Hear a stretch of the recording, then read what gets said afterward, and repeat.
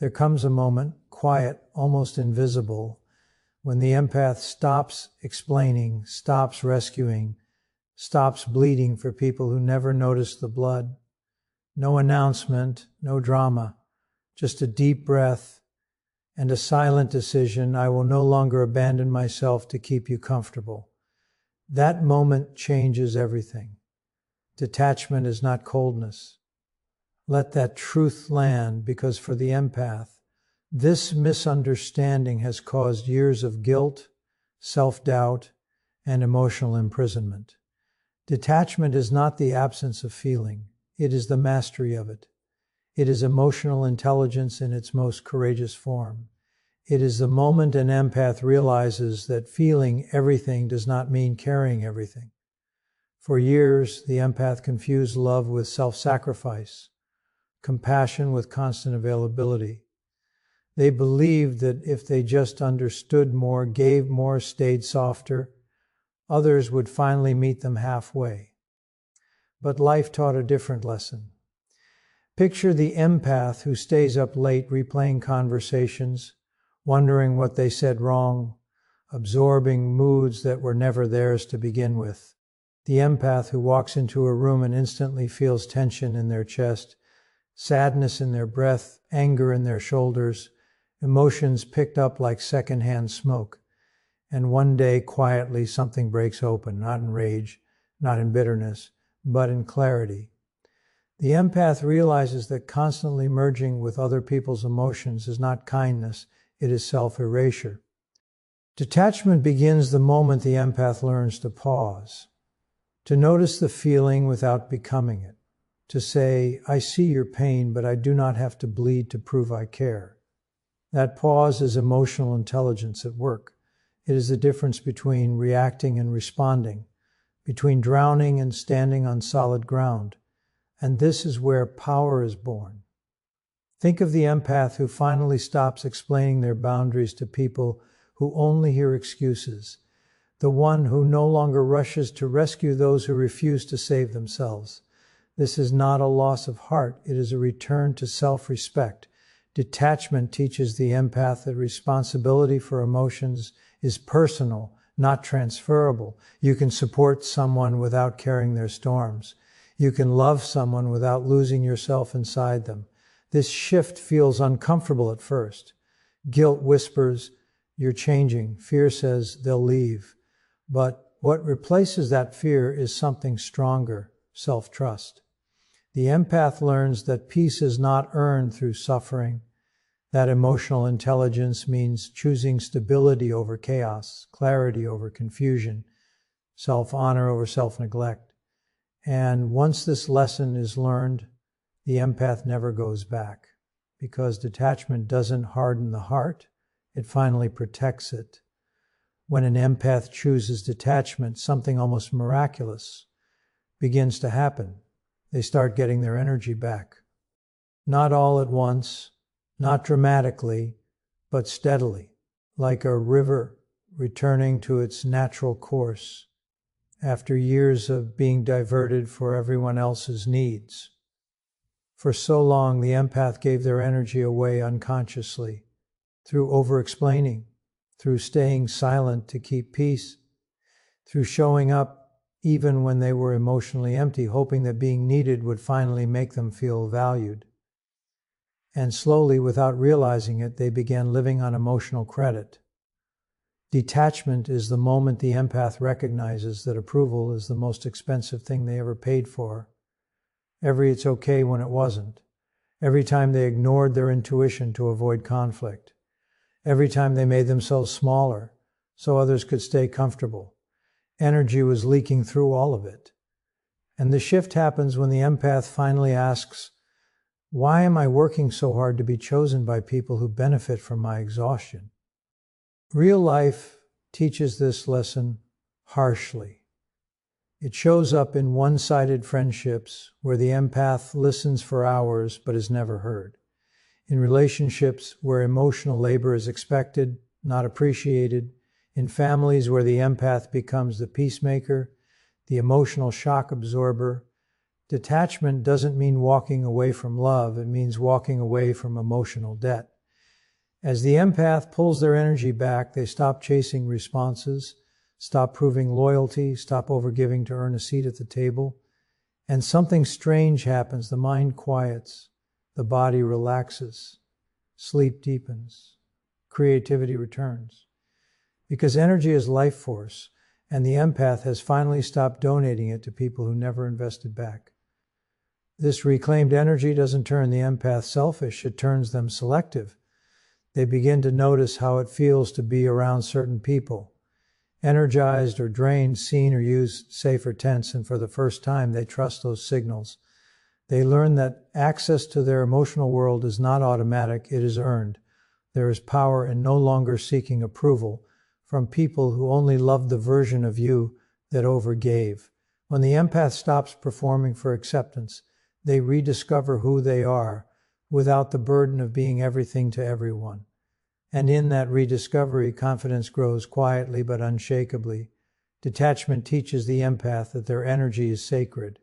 And once they reclaim it, they don't just survive. They rise, grounded, focused, and finally free. For the empath, boundaries were never the problem. Guilt was. The guilt of saying no, the guilt of disappointing others, the guilt of choosing self over sacrifice. For years, the empath believed that love meant limitless access, that kindness meant endurance, that strength meant silence. And so they overgave, even when it hurt, even when it emptied them. But when detachment begins, a quiet revolution takes place. Boundaries rise, not as walls of anger, but as lines of self-respect. This shift is powerful because it doesn't come with long explanations. The empath stops justifying their limits. They stop apologizing for needing space, rest, or clarity. A simple "I can't do" that replaces hours of emotional labor. And for the first time, the empath realizes that boundaries don't require permission. They require courage. In real life, this looks like the empath no longer answering every call in crisis mode, no longer fixing problems that were never theirs to solve, no longer absorbing blame just to keep the peace. At first, the pushback comes. People question the change. Some accuse the empath of being selfish, distant, cold. But what's really happening is this. The empath has stopped offering unlimited access to their nervous system. Detachment teaches a crucial truth. Guilt is not a signal of wrongdoing, it is often a signal of growth. When an empath sets a boundary and feels uncomfortable, that discomfort is the old pattern breaking. It's the nervous system learn. That love does not require self-abandonment. And with each boundary held, confidence strengthens. Think of the empath who finally says no to a draining relationship and doesn't rush to fill the silence. Or the one who leaves a room when their energy starts to collapse without explaining why. This is not avoidance. This is emotional maturity. Boundaries become a filter. Those who respect them stay. Those who relied on overgiving fall away. And here is the transformation. Once guilt releases its grip, peace takes its place. The empath begins to feel safe inside themselves. Calm replaces chaos. Clarity replaces confusion. They realize that boundaries don't push the right people away. They reveal them. Detachment doesn't make the empath less loving. It makes their love sustainable. And when love is rooted in self-respect, it no longer costs the empath their soul. When an empath chooses detachment, the fog lifts. What once felt confusing, contradictory, and emotionally exhausting suddenly becomes clear. Clarity replaces confusion. Not because people change, but because the empath stops making excuses for them. For years, the empath saw potential instead of patterns, intentions instead of behavior. They explained away disrespect with empathy, justified inconsistency with compassion, and called emotional neglect misunderstanding. Detachment ends that self-deception. This shift often begins after one quiet realization. I see the truth. I've just been ignoring it. The empath remembers the unanswered messages, the broken promises, the emotional withdrawal that only happened when support was needed in return. And instead of internalizing it, asking, "What's wrong with me?" they finally ask, "What is being shown to me?" That question changes everything. In real life, this looks like the empath noticing how someone only reaches out when they need something, or how apologies never come with changed behavior, or how kindness is returned with entitlement. Detachment doesn't harden the empath's heart, it sharpens their perception. Emotional intelligence grows when emotions are no longer clouded by hope alone. The empath begins to understand that intent does not cancel impact, that loving words mean little without consistent action. And once this clarity arrives, the empath stops chasing explanations. They no longer confront to be understood by someone committed to misunderstanding them. Silence replaces argument. Distance replaces confusion. This clarity can feel painful at first. Seeing people clearly often means seeing loss of illusions, of imagined futures, of who you hoped they could be, but pain with clarity is far less destructive than confusion with attachment. The empath learns that confusion is not chemistry, and chaos is not connection. With detachment, the empath's intuition gets louder. Red, full eggs are no longer painted white. Subtle disrespect is no longer minimized. The empath trusts their inner knowing, even when it means walking away quietly. And with that trust comes peace. Clarity allows the empath to choose relationships consciously rather than emotionally, to invest where energy is reciprocated, to step back where effort is one-sided. This is not judgment, it is wisdom. Detachment gives the empath the gift of seeing people as they are, not as they could be. And in that truth, the empath finally stops losing themselves, trying to make sense of others for most of their life. The empath believed that what they felt belonged to them. The heaviness in the chest after a conversation, the sudden sadness that appeared for no clear reason, the anxiety that crept in simply by being around certain people. They carried these emotions silently, assuming it was sensitivity, assuming it was weakness, assuming it was just who they were. But detachment reveals a life-altering truth. Not every emotion you feel is yours to hold. When an empath chooses detachment, they stop unconsciously absorbing the emotional weight of everyone in the room. They no longer mistake emotional awareness for emotional responsibility. This is a profound shift. It's the moment the empath realizes they can witness pain without wearing it, observe stress without internalizing it, and support others without becoming their emotional landfill. Think of the empath who walks into a workplace filled with tension and immediately feels drained before a word is spoken, or the one who leaves a family gathering feeling exhausted, irritable, and heavy without knowing why. Detachment teaches them to pause and ask, what am I feeling and what am I picking up? That question creates separation, and separation creates freedom. With emotional intelligence, the empath learns regulation instead of absorption. They learn to breathe through emotions instead of storing them in the body. They begin to mentally return feelings that don't belong to them. This anxiety is not mine. This anger is not mine. This sadness is not mine. And as simple as it sounds, this practice rewires the nervous system. Real strength shows up when the empath can sit with someone in pain without trying to fix it, without carrying it home, without letting it reshape their identity. This is not indifference, it is mastery. The empath still cares deeply, but now their care has structure. It has limits, it has protection. As this shift deepens, the empath notices changes in the body. Less tension, fewer emotional crashes, more grounded energy. They stop feeling responsible for everyone's moods, reactions, and healing. And in that release, they reclaim themselves. Detachment allows the empath to stay present without being consumed, to love without drowning, to feel without fragmenting.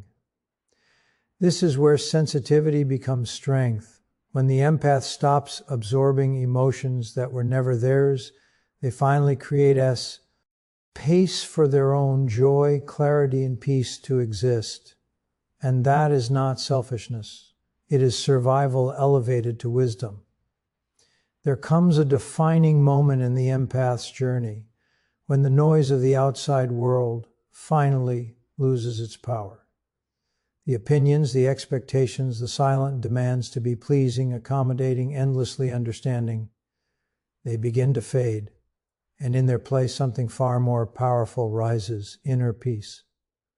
This is the moment when external validation stops being the currency of worth and self-alignment becomes the new measure of success. For years, the empath looked outward to feel secure, a kind word, a sign of appreciation, a message that said, "You matter." And when that validation didn't come, they worked harder, gave more, stayed longer. But detachment teaches a sacred lesson. Peace is not something others give you. It is something you protect. Real life shows this shift in subtle but profound ways. The empath no longer feels the urge to explain their choices to everyone. They stop defending their growth to people who benefit from their stagnation. Silence becomes comfortable. Solitude becomes nourishing. And approval loses its grip because the empath has finally learned to approve of themselves. This doesn't mean rejection doesn't sting. It does, but it no longer defines. Detachment rewires the empath's sense of identity. They no longer ask, "Do they accept me?" They ask, "Am I at peace with who I am when I'm alone?" And that question leads to freedom. Inner peace becomes a non-negotiable standard. If a relationship costs peace, it costs too much. If an environment disrupts clarity, it's no longer worth enduring. The empath stops chasing belonging and starts choosing alignment. And in doing so, they attract connections that feel calm instead of chaotic, mutual instead of draining. This shift can feel lonely at first because peace requires walking away from familiar patterns. But soon the empath realizes loneliness with self-respect is far healthier than connection built on self-abandonment. Their nervous system settles, their mind sharpens, their energy stabilizes. And here is the quiet power of this final shift. When inner peace becomes more important than validation, the empath becomes unshakable. No manipulation works, no guilt lands, no emotional bait hooks them. They move through the world grounded, aware, and whole. Detachment doesn't disconnect the empath from life. It finally connects them to themselves. And that connection is the strongest validation they will ever need.